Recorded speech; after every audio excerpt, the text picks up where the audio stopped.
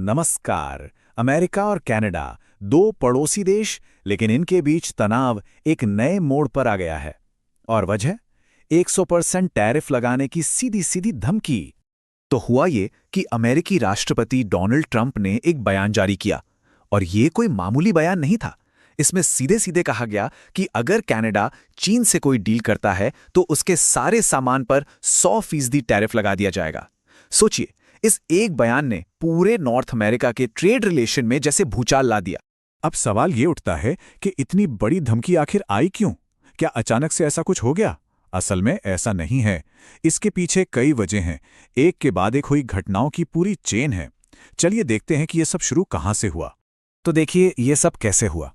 सबसे पहले कनाडा ने अमेरिका के golden dome missile defence project का विरोध किया। यहां से बात बिगड़नी शुरू हुई। इसके बाद प्रधानमंत्री कार्नी ने वर्ल्ड इकोनॉमिक फोरम में कह दिया कि बड़े देश दबाव बना रहे हैं। बस इस बयान ने आग में घी का काम किया। और नतीजा, ट्रंप ने कैनेडियन प्राइम मिनिस्टर को भेजा पीस बोर्ड का इन्विटेशन ही कैंसिल कर दिया। मतलब रिश्ते बहुत तेजी से खराब हुए। और बात सिर्फ पॉलिसी तक ही नहीं रुकी, ये मामला पर्सनल भी हो गया। राष्ट्रपति ट्रंप ने सोशल मीडिया पर कैनेडियन प्राइम मिनिस्टर को गवर्नर कह दिया। ये एक तरह से कह सकते हैं कि उनकी पोजीशन को कम आंकने जैसा था। और हां, ये कोई पहली बार नहीं था।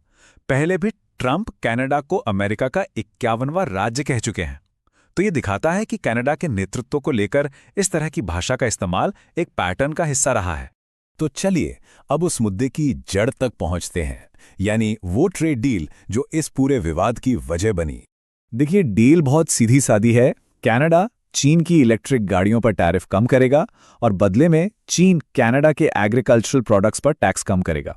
सुनने में तो ये दोनों के लिए विन विन सिचुएशन लगती है ना। लेकिन ट्रंप के लिए ये सिर्फ एक ट्रेड डील नहीं थी। उनकी चिंताएं कहीं ज्यादा बड़ी थीं। उनका कहना था कि इस डील से चीन कनाडा को पूरी तरह निगल जाएगा। मतलब ये सिर्फ इकोनॉमी की बात नहीं है, बल्कि कनाडा के बिजनेस, उसके समाज और यहाँ तक कि उसके लाइफस्टाइल के लिए भी एक बहुत बड़ा खतरा है। अब जो बात सामने आ रही है वो काफी दिलचस्प है। ये टैरिफ की राजनीति, ये धमकी कोई नई बात नहीं है। अगर हम थोड़ा पीछे जाकर देखें तो हमें एक पैटर्न नजर आता है। ये देखिए, आज कनाडा को चीन के साथ डील पर 100% टैरिफ की धमकी मिली है। कुछ साल पहले यूरोप के साथ भी कुछ ऐसा ही हुआ था। तब मामला ग्रीनलैंड से जुड़ा था और नतीजा, टैरिफ लगा दिए गए। तो ये टैक्टिक पहले भी इस्तेमाल हो चुकी है। और उस वक्त असर किसी एक या दो देश पर नहीं, बल्कि 8 अलग अलग यूरोपीय देशों पर टैरिफ लगाए गए थे। यह दिखाता है कि ये एक बड़े पैमाने पर सोची समझी स्ट्रैटेजी हो सकती है।